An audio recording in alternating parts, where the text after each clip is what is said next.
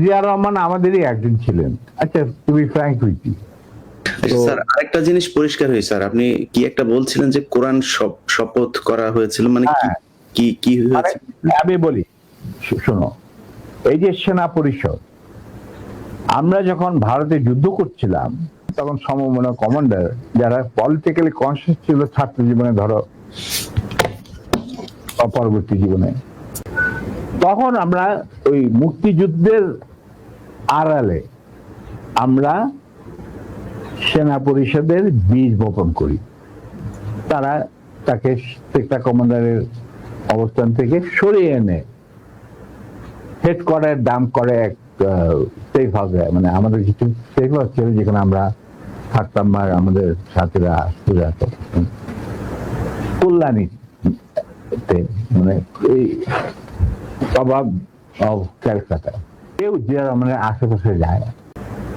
তখন কিন্তু আমি, কারণ আমি জিয়া রহমান তো অনেক আগে শিখেছি, পাকিস্তান আমল থেকে একসাথে কাজও করেছি।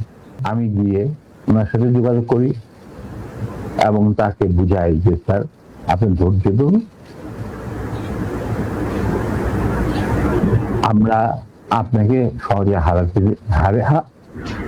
হারাবো না। তখন আস্তে আস্তে আমরা তাকে বলি যে আপনি এরকম আসল উদ্দেশ্য যে ভারতে, সেটাকে বানচাল করার জন্য এখন থেকে আমরা প্রস্তুতি নিচ্ছি। আপনি কি আমাদের সাথে থাকবেন কি থাকবেন না সেটা আমাদের তরফ থেকে আমাকে পাঠানো হয়েছে জানার জন্য, কারণ আমি আপনার কাছে সবচেয়ে ক্লোজ ছিলাম পাকিস্তান আর্মি, সবাই জানে। আচ্ছা, উনি বললেন কি তোমাদের কর্মসূচি? তখন আমি তাকে আমাদের কর্মসূচি দিলাম, যেটা 25 বছরের একটা কর্মসূচি ছিল ইন্ডিয়া। তুমি যদি এই কর্মসূচিটা পড়ে, এই কর্মসূচিটা আমরা তৈরি করেছিলাম বিভিন্ন সেক্টরের মুক্তিযোদ্ধা এবং অন্যান্য সাধারণ জনগণের আশা আকাঙ্ক্ষার পরিপ্রেক্ষিতে। সেই কর্মসূচিটা পড়ার পর উনি এটাকে মেনে নেন। তো আমি বললাম যে স্যার আমাদের সমস্যা হচ্ছে আমরা সবাই প্রায় সমবয়সী, আমাদের একজন সিনিয়র অফিসার দরকার যাকে আমরা ট্রাস্ট করতে পারি, তাকে আমরা কেন্দ্র করে এগিয়ে যেতে চাই এই সেনা পরিষদের কর্মসূচি বাস্তবায়নের জন্য। স্বাধীনতার পর, স্বাধীনতা যুদ্ধ তো করবোই, স্বাধীনতার পর এই কর্মসূচি আমরা বাস্তবায়ন করব অন্যান্য সমমনা দেশপ্রেমিকদের সঙ্গে নিয়ে। তখন উনি এটা খুব কেয়ারফুলি আমাদের কর্মসূচি পড়লেন। তারপরে আমি একদিন গেলাম, উনি বলে যে আমি করলাম, আমি সম্পূর্ণভাবে একমত। স্বাধীন বাংলাদেশকে একটা সুখী সমৃদ্ধ আত্মনির্ভরশীল এবং আমাদের সংস্কৃতির ভিত্তিতে নতুন বাংলাদেশ গঠন করার জন্য এর চেয়ে ভালো কোন রকম কর্মসূচি হতে পারে না। আমরা ধাপে ধাপে এটাকে কার্যকারী করব।